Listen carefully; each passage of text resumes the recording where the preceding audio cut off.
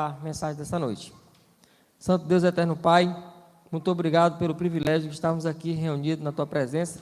Muito obrigado pelos louvores, pelas mensagens que foram faladas até agora. Que o Senhor venha estar abençoando o pastor Rafael, que vai trazer a palavra dessa noite, que ele possa ser usado por Ti, que nós possamos estarmos com os nossos corações abertos para ouvir a Tua palavra, Pai, que ela possa ficar guardada em nossos corações.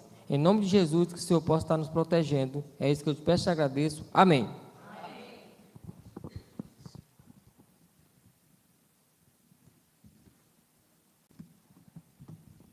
Glória a Deus. Amém, igreja? Hoje nós vamos falar, o nosso sermão, ele é de teor preventivo. Já ouviram aquele ditado, melhor prevenir do que remediar? Implica dizer que é um alerta para nós. Louvo a Deus pela vida da igreja, de maneira que somos um povo abençoado, mas precisamos estar atentos. Quero falar hoje sobre unidade, união, harmonia. E o título da nossa mensagem nesta noite é, olha só, Igreja Unida, ela é mais que vencedora. Amém? É isso mesmo. Uma igreja unida, ela é mais do que vencedora. Nós estamos vivendo tempos difíceis, irmãos. E onde existem pessoas, a gente tem que ter muita sabedoria nos relacionamentos. Mas como nós temos o Espírito Santo de Deus, Ele nos capacita. Ele nos habilita para sabermos viver e, como igreja, conviver. Viver significa cada um por si, né? Mas conviver é algo mais íntimo. E é assim a família de Deus. Lembre que quando Jesus Cristo escolheu o seu grupo de discípulos, Ele escolheu 12 pessoas.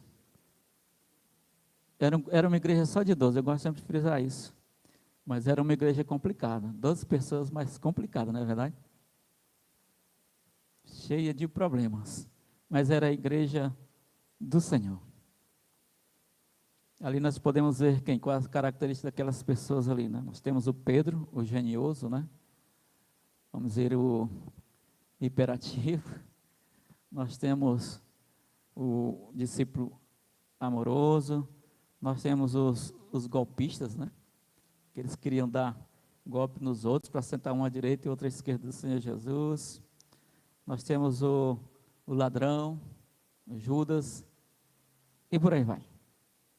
Nós temos o Tomé, né? Fé pequena, precisava ver para acreditar nos impossíveis de Deus. Então, é assim, igreja. Aqui tem pessoas de várias características, mas povo de Deus, servo de Deus. E em Mateus, no capítulo 16, no versículo 18, a parte B, Mateus capítulo 16, versículo 18, a parte B, diz assim, ó: pois eu também te digo que tu és Pedro, e sobre esta pedra edificarei a minha igreja, e as portas do inferno não prevalecerão contra ela. Esta aqui é uma palavra de Jesus. O inimigo, no percurso da história, ele tem tentado destruir a igreja do Senhor, mas a igreja do Senhor, ela é mais que vencedora, porque quem comanda a igreja do Senhor é o Senhor Jesus. Ele institui a igreja, e ela se oficializa ali em Atos, no capítulo 2, e diz a Bíblia que ali se agregaram mais de 3 mil pessoas, sem contar os 120 que já existiam. E a Bíblia diz que aquela igreja crescia e se multiplicava. Porém, Satanás e os seus demônios não deram trégua. E não dão trégua, porque o propósito é destruir a igreja do Senhor, tentando sempre destruir o remanescente do Senhor. Mas como eu digo, a igreja do Senhor, o remanescente do Senhor é mais do que vencedor.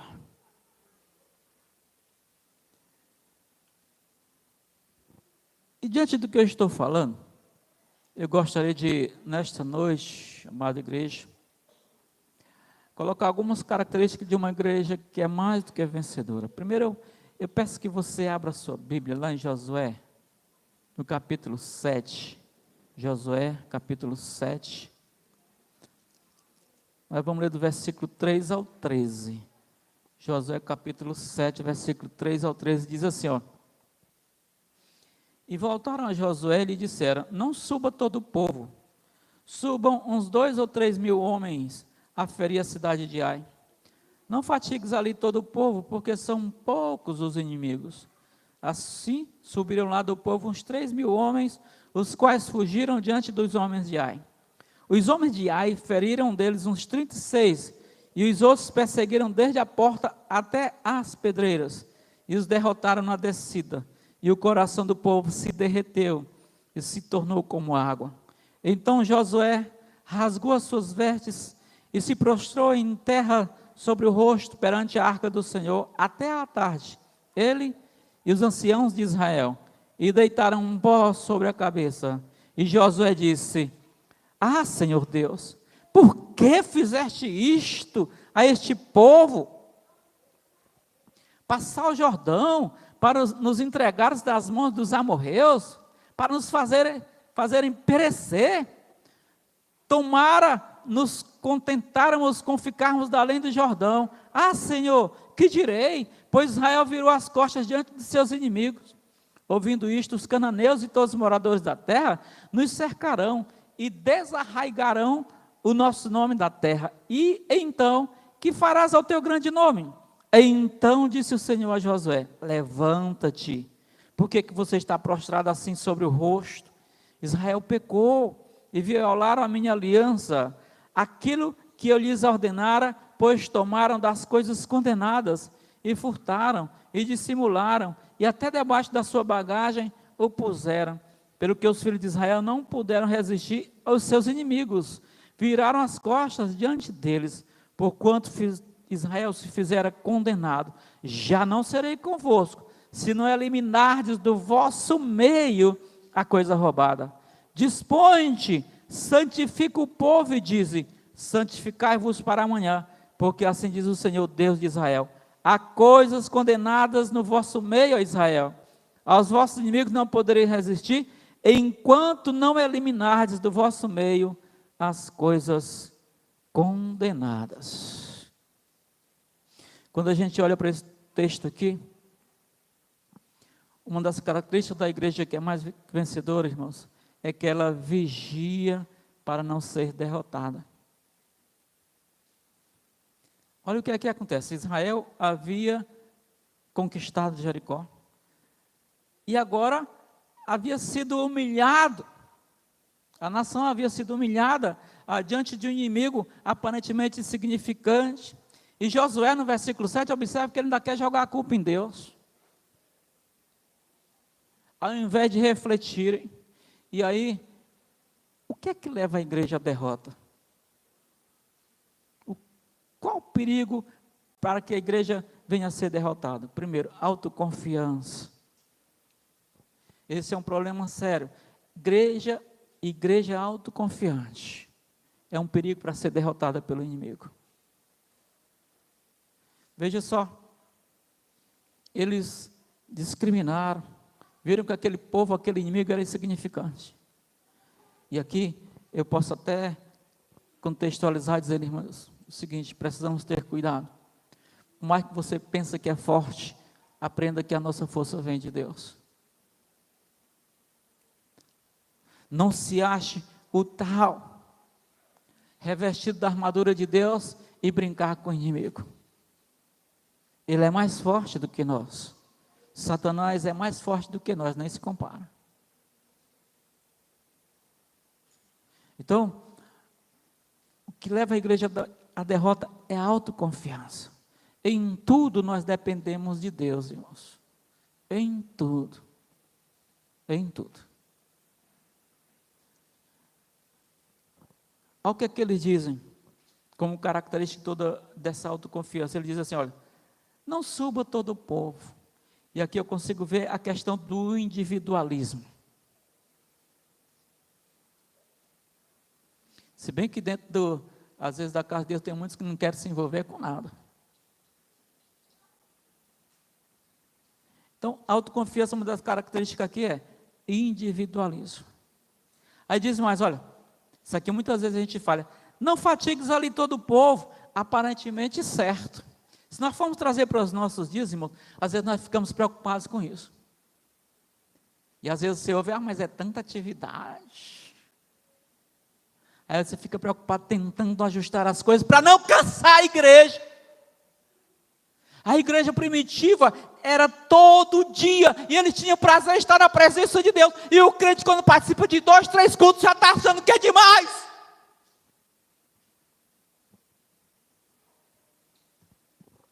Aí a gente fica tentando não cansar o povo, e às vezes nos esquecemos de agradar a Deus, porque às vezes queremos agradar o homem ingrato,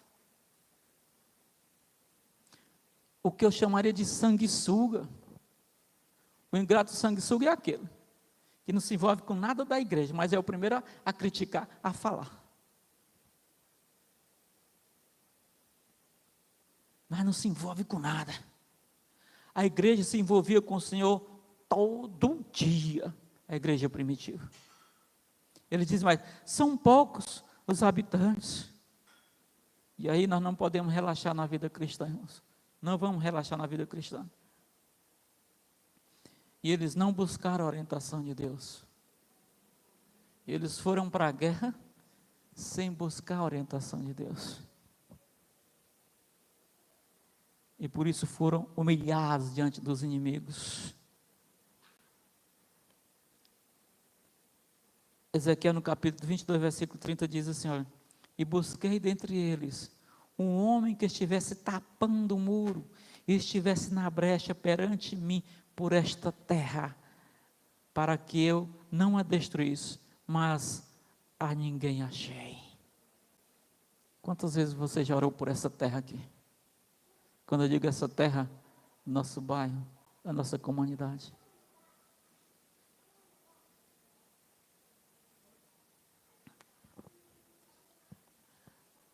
A igreja precisa vigiar para não ser derrotada. A autoconfiança é um problema. Outro problema, sabe qual é? Oração desnecessária. E até achei engraçado que o Davi falou aqui sobre isso. Oração desnecessária. Primeiro eu falei que para irmos à batalha, nós precisamos orar. E agora eu digo que existem momentos que a oração já é desnecessária. Tem muito crente que, já falei sobre isso aqui. Você ora, Deus já te deu a resposta, você fica insistindo com a resposta que Deus já te deu. Até parece que você quer que Deus coloque a resposta que o teu coração está pedindo.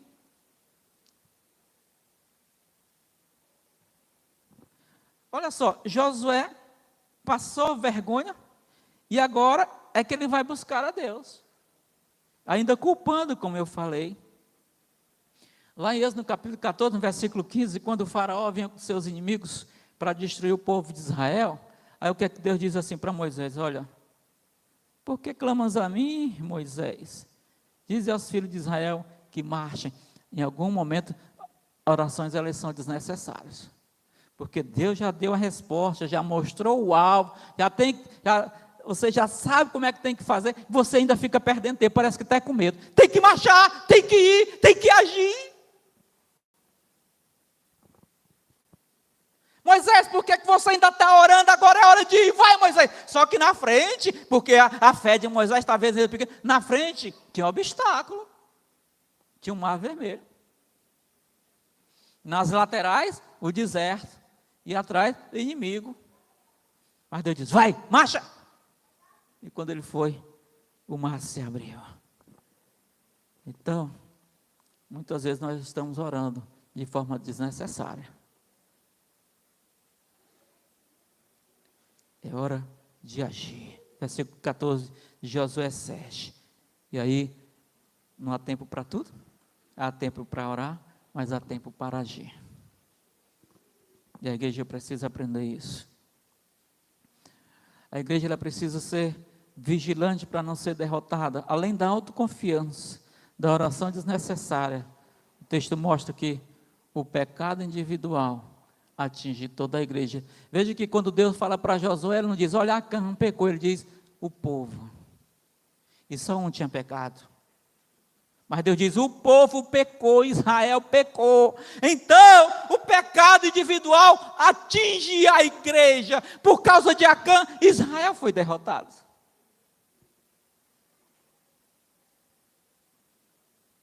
E no versículo 12, Deus diz assim, eu não serei mais convosco. Ou seja, Deus ele não compactua com o pecado. Sabe qual foi o pecado? O pecado de Acã é o pecado de todo ser humano, sabia? Quando Deus mostrou a estratégia para descobrir o pecador, aí chegou assim a Acã, fala Acã, qual foi o teu pecado? Ele diz, olha só, grave bem isso. É assim que começa tudo, ele diz, eu vi, eu cobicei, eu tomei e eu escondi. Esses aqui são os passos para o pecado. Ver, desejar, cobiçar, tomar, praticar e esconder.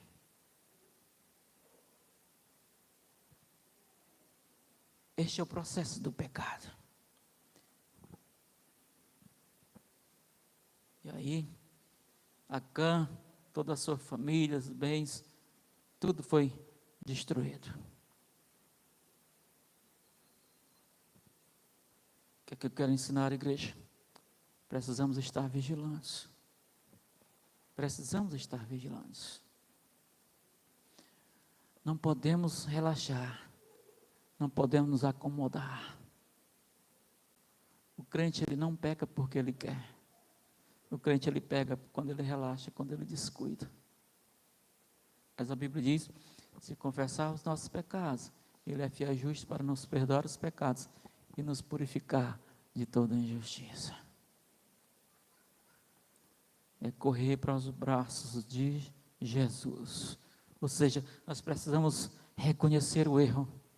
O salmista Davi, quando ele cometeu seu pecado, o que ele diz? Pequei contra ti somente pequei. As mesmas palavras do filho pródigo. E o filho pródigo ainda diz, eu já não sou digno de ser chamado teu filho. E Davi disse que enquanto ele se calou, ele estava sofrendo, os ossos dele estavam definhando. Enquanto ele não foi para os braços do Pai. E quando ele confessa o seu pecado, aí ele diz assim, restitui-me a alegria da tua salvação. E só então eu poderei louvar de todo o coração e falar aos homens do teu grande amor. Então precisamos, quando pecarmos, precisamos reconhecer o erro e buscar restauração. Nós não podemos definir pecado como nós queremos. Nós temos que definir pecado como a Bíblia fala.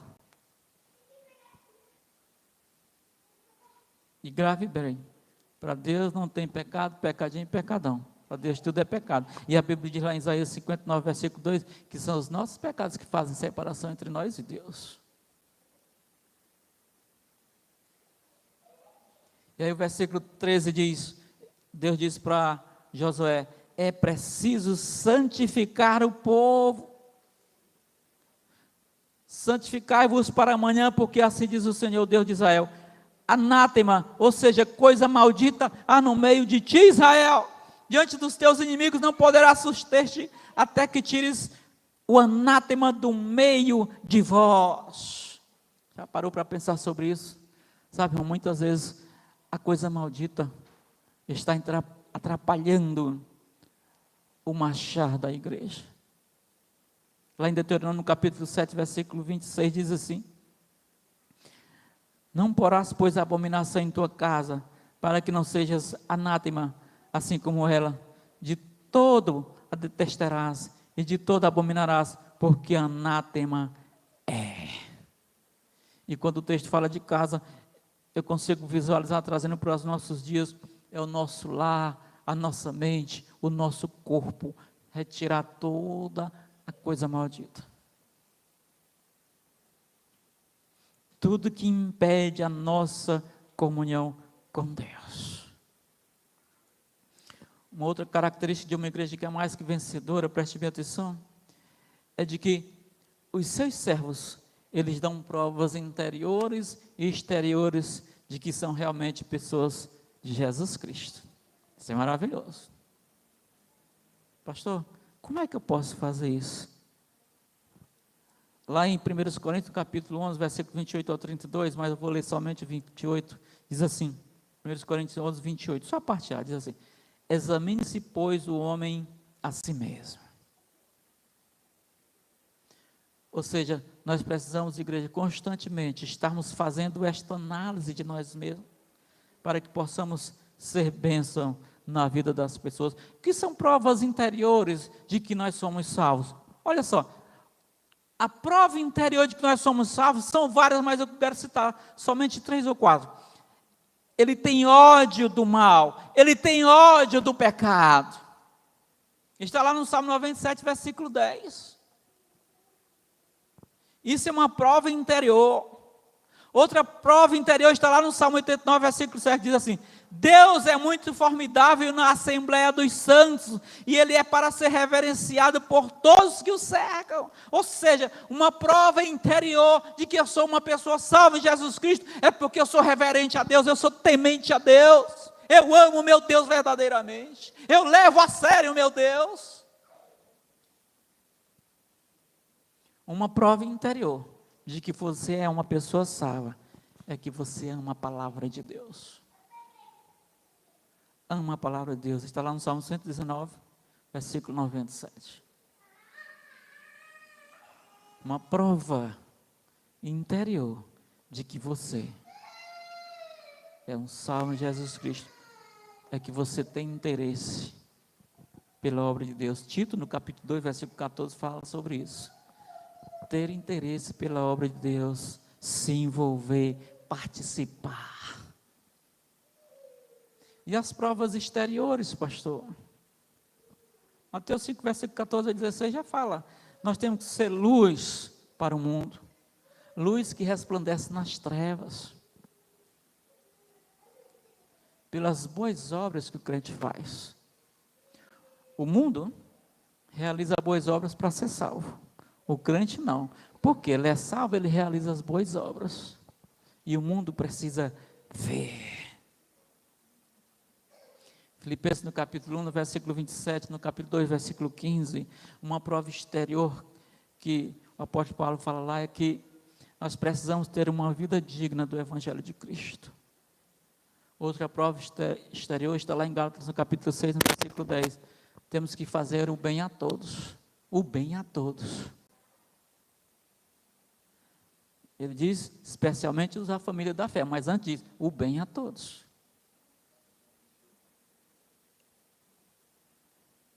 Outra prova exterior, de que eu sou servo de Jesus Cristo, eu tenho que andar no Espírito.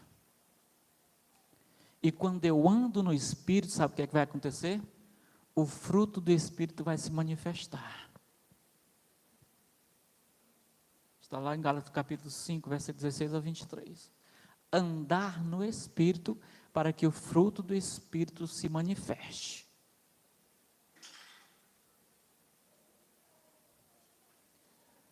Não esqueça, como servos do Deus Altíssimo e como discípulos de Jesus Cristo, nós que fomos chamados das trevas para a maravilhosa luz, nós precisamos colocar à prova tudo isso. Provas interiores e provas exteriores, de que somos realmente novas criaturas. Outra característica de uma igreja que é mais do que vencedora, ela é humilde. Abra sua Bíblia aí em Mateus no capítulo 20. Mateus, capítulo 20.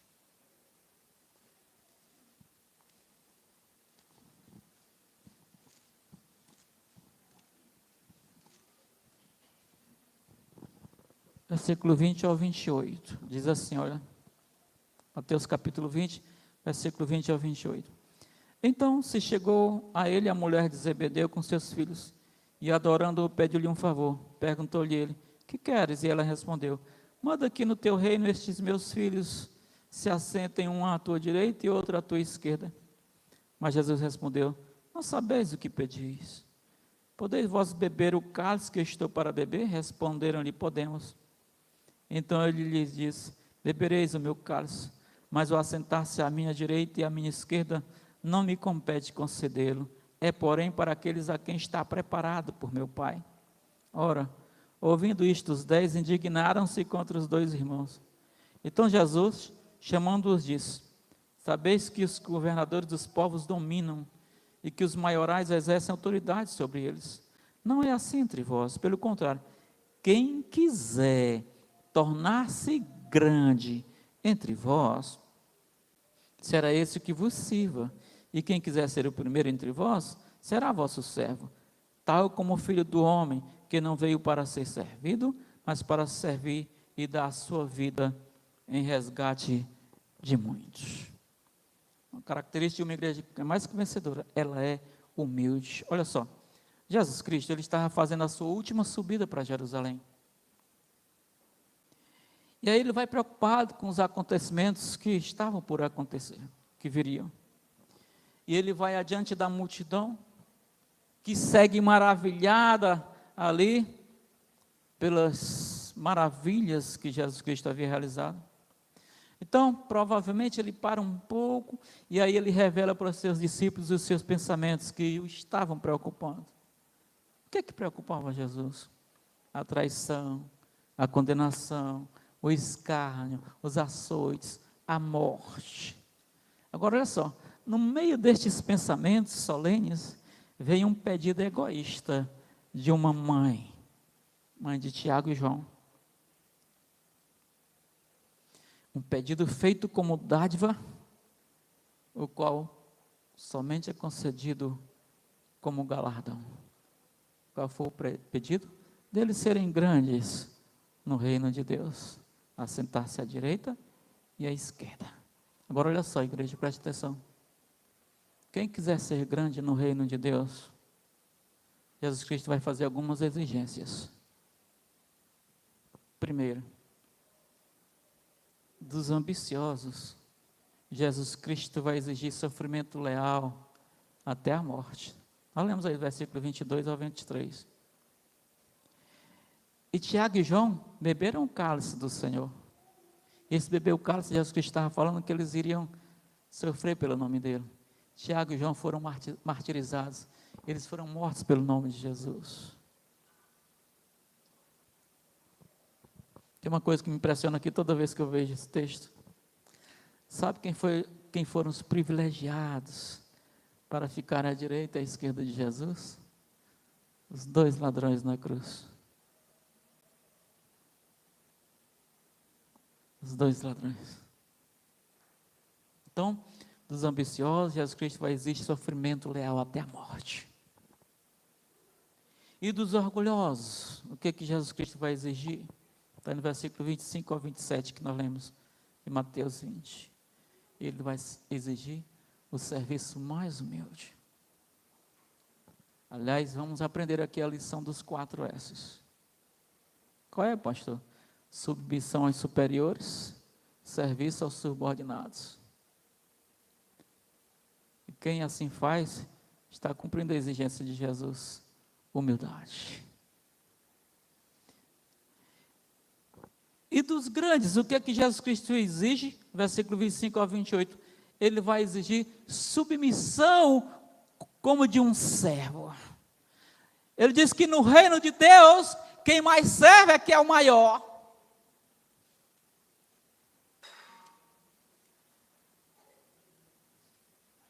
Não tem maior alegria, irmãos, do que ver a igreja do Senhor servindo. Servindo. Se dedicando, se consagrando. Jesus se alegra disso. Dos grandes, ele vai exigir submissão como de um servo. Isso seria, nós poderíamos dizer, de amor fraternal. Amor fraterno. Lá em Romanos capítulo 12, versículo 10, fala sobre isso. E aí eu conto uma ilustração aqui de 2 irmãos. Eles realizaram a colheita, foi muito boa. O tempo bom ajudou. Um era casado, vivia com uma com a sua família, numa boa casa, o outro solteiro, numa pequena casa ao lado da casa do seu irmão. Aí foram dividir a colheita no meio, cada um recolheu seu celeiro, a sua metade. Aí alegres, eles foram dormir. E enquanto o sono não chegava, o irmão solteiro ficou pensando o seguinte: meu irmão é casado, tem família, naturalmente a necessidade dele é maior do que a minha. Aí ele se levanta, aí sem ninguém perceber, vai ao teu celeiro, ele enche uma bolsa de trigo e deixa no celeiro do irmão. Enquanto isso, o irmão casado conversava com a sua esposa e ambos concordaram que o irmão solteiro havia trabalhado mais. Então, livre que estava, sem compromissos caseiros e familiares, ele trabalhara mais. Então, ele precisava se preparar para formar uma família. E aí o irmão se levanta, vai até o celeiro, enche a bolsa de trigo, e aí despeja no celeiro do irmão. E isso acontece várias noites. Só que no momento eles dois se encontram. Ou seja, um deixava a bolsa, aí o outro deixava também. Porque estavam preocupados um com o outro. E aí eles celebram com alegria o amor que os unia. Ali tinha muito amor. Amor fraterno. Paulo fala sobre isso, não é? Ele diz assim: amai-vos. Amai-vos. Nós vivemos, igreja, num tempo de egoísmo. Nós vivemos no tempo de inveja. Nós vivemos num tempo, aquele velho ditado, cada qual por si, Deus por todos. Ninguém preocupado com ninguém. Mas como crentes, nós temos que nos lembrar de que o amor fraterno, ele é capaz de operar milagres. Então o que é que nós temos que fazer? Nós temos que fazer é agir de uma forma que venhamos a promover os abraços entre a família de Deus.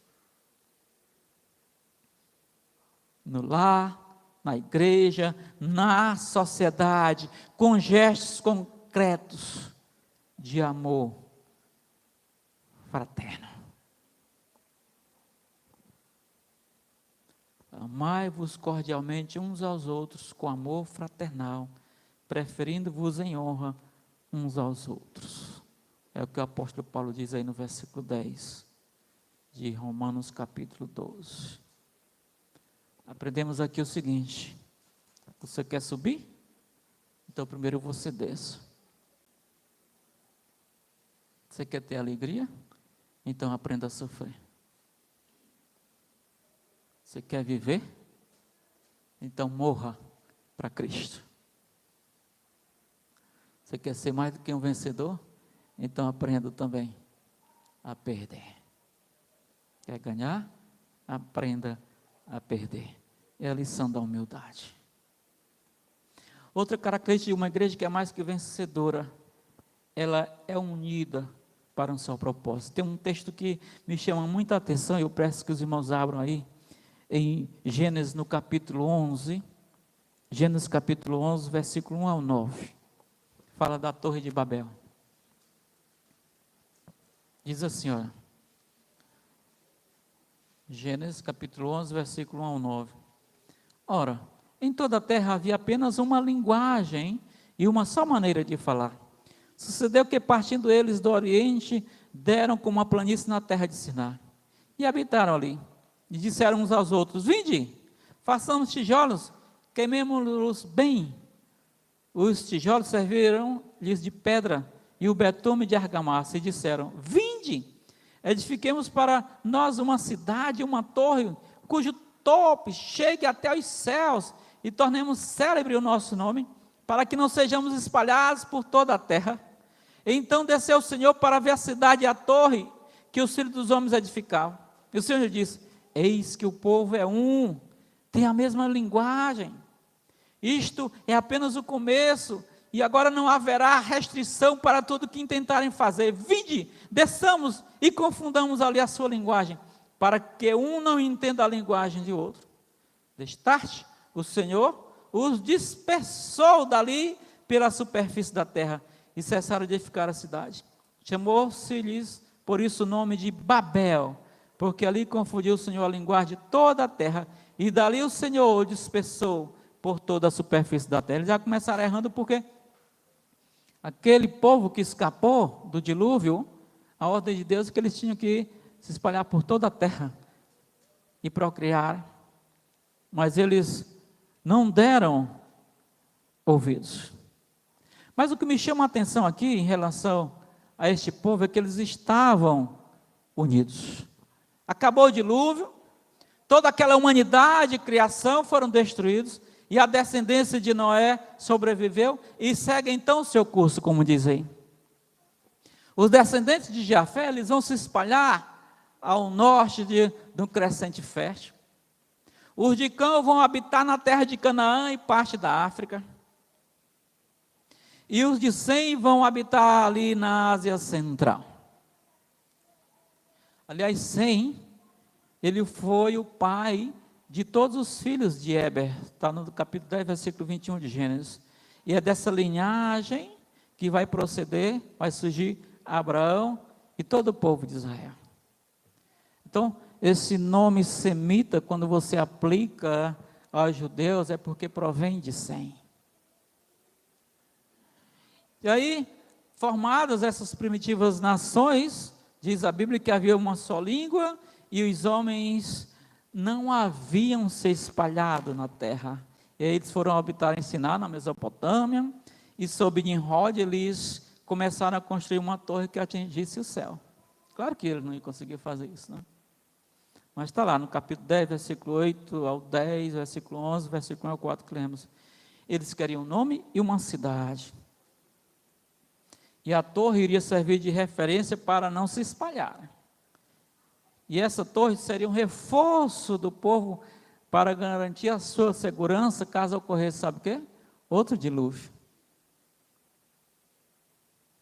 Eles estavam protegidos por quê? Porque o seu cume iria tocar o céu. Isso desagradou a Deus.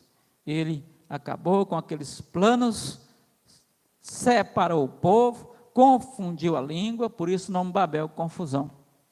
E daí se origina o termo Babilônia. E eles se espalharam por toda a terra. Mas o que é que eu quero compartilhar com a igreja aqui? Foi uma situação negativa. Mas nós vemos aqui um grupo unido, um povo unido, com só propósito. Ele tinha o compromisso de trabalhar com o mesmo propósito. Está ali no versículo 3 ao 4. Eles estavam unidos. Os envolvidos estavam unidos. Então, ninguém iria impedir aquele propósito. Pense num povo unido. Agora, como o objetivo era errado, Deus impediu, Deus atrapalhou e destruiu aquele propósito que era errado.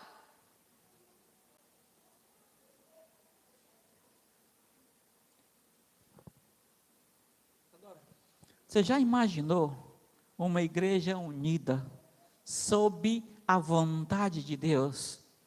Ela é mais que vencedora. É só agir conforme a vontade de Deus, coisa que os moradores ali de Babel não fizeram. É isso que determina o sucesso, viu, igreja? Agir sob a vontade de Deus. Deus, como a gente olha aqui, Ele sabia o potencial daquele grupo, mas como os propósitos eram errados, desarticulou o intento deles. Deus sabe o potencial da igreja. E se o nosso objetivo, se o nosso propósito for correto, Deus vai na frente, destruindo todas as armadilhas do diabo, para que nada atrapalhe aquilo que Deus colocou no coração da igreja. Mas tem que ter unidade, tem que ter um só pensamento, para que Deus possa agir.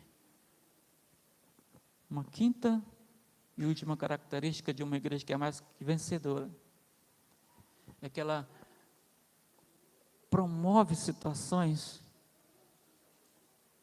para que ela seja unida. O que é que eu quero dizer? Quais são as situações que promovem a unidade da igreja? Olha só, grave bem isso. A primeira situação importantíssima é o poder do Espírito Santo. Tem tantas igrejas por aí, termo igreja, mas que o Espírito Santo não está lá, por isso elas não têm poder. Talvez tenha a sabedoria e a eloquência do homem, mas é por tempo determinado. Mas a igreja do Senhor, que é uma igreja unida, ela é caracterizada pelo poder do Espírito Santo que habita nela. E quando a igreja dá liberdade ao Espírito Santo para agir, o Espírito Santo vai conduzir esta unidade em amor. Porque em Efésios, no capítulo 4, versículo 3, diz assim: procurando guardar a unidade do Espírito pelo vínculo da paz. Então, igreja, à medida que o poder do Espírito cresce em nós, e nós vamos amadurecendo na fé, nós vamos percebendo, sabe o quê? Que são mesquinhas as nossas razões, que são infundados os nossos temores, que são irrelevantes os nossos direitos, e que são carnais e mundanos, todos os motivos que impedem o desenvolvimento natural e sobrenatural da igreja. Porque se todos têm a mesma comunhão no Espírito, e por eles são guiados, todos podem sentir a mesma coisa. O que, pastor? Ser dominados pelo mesmo amor, impulsionados pelo mesmo ânimo, refletir os mesmos sentimentos que houve em Cristo Jesus. Segundo o qual, ele diz, nada se faz na igreja por contenda ou por vanglória, mas por humildade. Está lá em Filipenses, no capítulo 2, versículo 1 ao 5. Outra situação que promove a unidade da igreja, além do poder do Espírito Santo, sabe o que é a igreja? É o poder da palavra. Quando uma igreja é instruída na palavra de Deus, a falta de compromisso, a desunião, que são inevitáveis, e se surgem, elas não criam raízes, porque a igreja está firme na palavra, e quanto mais a igreja conhece e vive a Bíblia, mais ela se fortalece para resistir a todos os dardos inflamados do diabo. Olha só, 2 meninos, eles estavam trocando tapas e pontapés, 2 crianças, 8, 9 anos, era quase meio-dia. Aí o pai tira o cinturão para acabar com a briga. E a mãe, uma mulher sábia que edifica o seu lar, ela veio com uma maçã para cada um deles. Cada um comeu a maçã e ambos saíram abraçados e foram brincar juntos. Aliás, vamos uma lição aqui. Pai que fica brigando por causa de criança é um abestado. Eu digo que é um desnaturado. Aí fica o resto da vida intrigado e as crianças só todo dia abraçadas brincando. Então, aquela mãe deu uma maçã para cada um deles, eles comeram a maçã, saíram abraçados e foram brincar juntos. O que é que eu quero ensinar aqui, igreja? Nós precisamos ter fome da palavra de Deus. Todo dia se fala aqui na palavra de Deus, mas a gente sente que tem crente que não examina a palavra de Deus.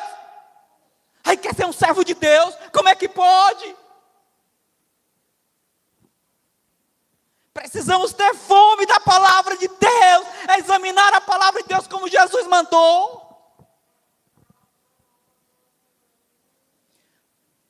A fome, ela vai produzir conflitos. Então, o que é que acontece? Em muitas igrejas surgem conflitos, sabe por quê? Porque os filhos de Deus não estão se alimentando da palavra. E como eu tenho dito aqui, muitas vezes a palavra de Deus é usada só como banco para sentar em cima, ou como desodorante para andar debaixo da axila, e por aí vai.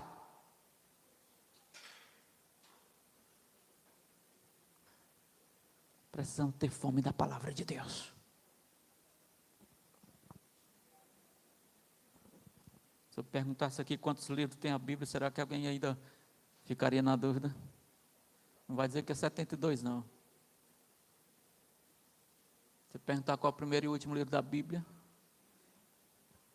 só vamos a parte teórica.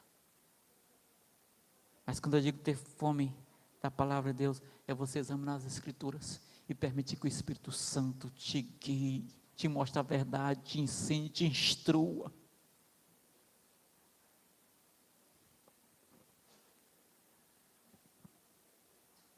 Outra situação que promove a unidade da igreja, sabe qual é? É a visão do mundo perdido. Essa família ela estava numa acalorada discussão. Estavam brigando ali os familiares, aí todos ouvem o grito de uma criança que cai num barranco, lá de fora da casa. Aí todos param de discutir e correm para salvar a criança. O que eu quero ensinar aqui? É que, à medida que os crentes ouvem na alma o clamor do mundo que perece, ele vai sentindo o impulso para se unir, a fim de socorrê-la. O desinteresse pela obra de Deus, pelo serviço cristão, a desunião, são causa e resultado da falta de compaixão pelos pecadores perdidos. Mente desocupada, sendo a oficina de Satanás, tem tempo para tudo que não presta. E sabe o que é que vai fazer? Vai provocar no crente um esfriamento espiritual e desinteresse para com os perdidos.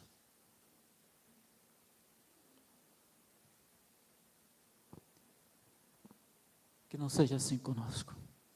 Nós possamos sentir esse amor sincero pelas almas perdidas. E quando formos convocados, que nós sejamos o primeiro a estar lá. Na chamada do Senhor. Já contei uma ilustração aqui de uma pessoa que foi chamada por Senhor, nunca aceitou, até que um dia a oportunidade dela passou. Tem crente que pensa que por se omitir de fazer a obra do Senhor, vai fazer falta. Não vai não. Se você não contribui porque acha que vai fazer falta, não vai não. Vai fazer falta no teu bolso, mais cedo ou mais tarde, pode ter até cedo. Se você sentir que não vou porque vai fazer falta, vai não. Deus vai levantar outros. Pode ter certeza. E cuidado, para que o teu tempo não passe e tu seja chamado para o andar de baixo, não de cima, o de baixo.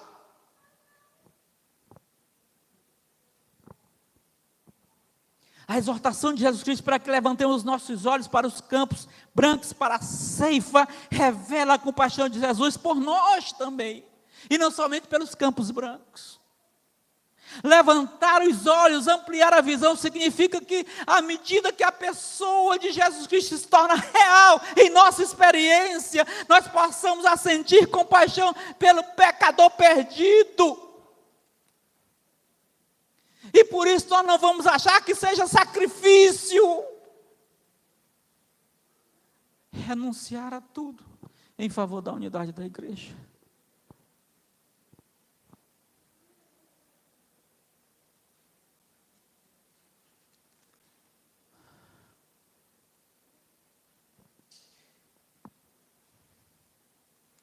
Uma situação, por fim, que promove essa unidade da igreja é o cultivo da esperança. Grave bem isso.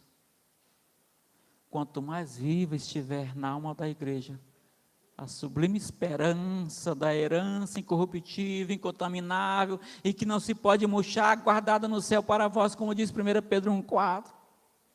Mas profunda será a unidade da igreja. E lá em Colossenses, no capítulo 1, versículo 3 ao 5, diz: graças damos a Deus, desde que ouvimos falar da vossa fé em Cristo Jesus e do amor que tendes para com todos os santos, por causa da esperança que vos está reservada nos céus. Precisamos cultivar essa esperança todo dia. Nós estamos aqui de passagem, irmãos. Este mundo aqui é só um estágio. Nossa morada é no céu.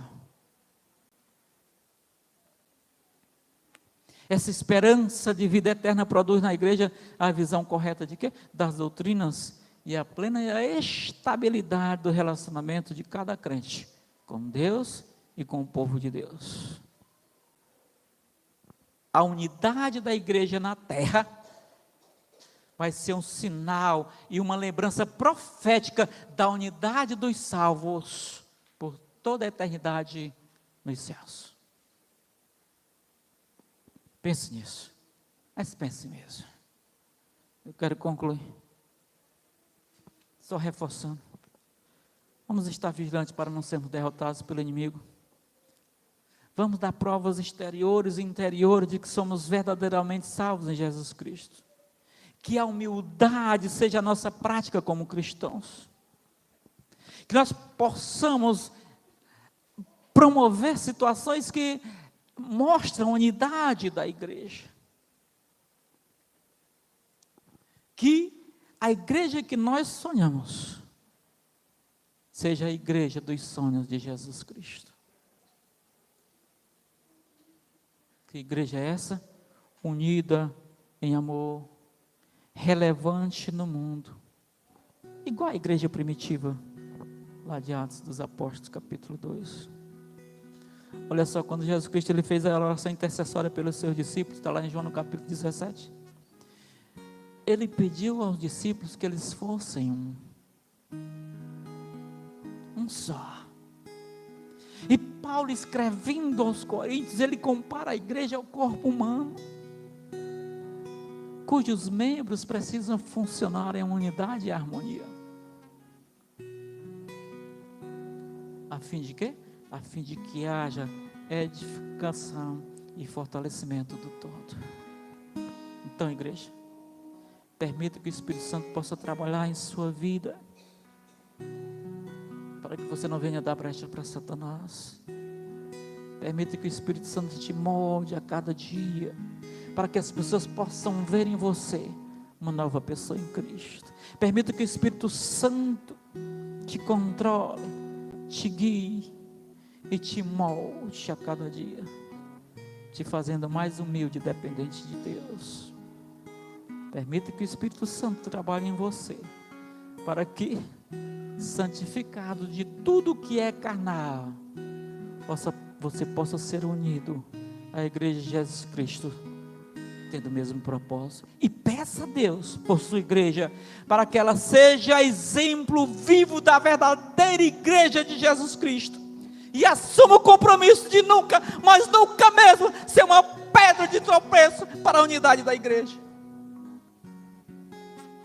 E se envolva com a igreja, com a obra de Deus, contribua, ore, vá, sirva ao Senhor de todo o coração.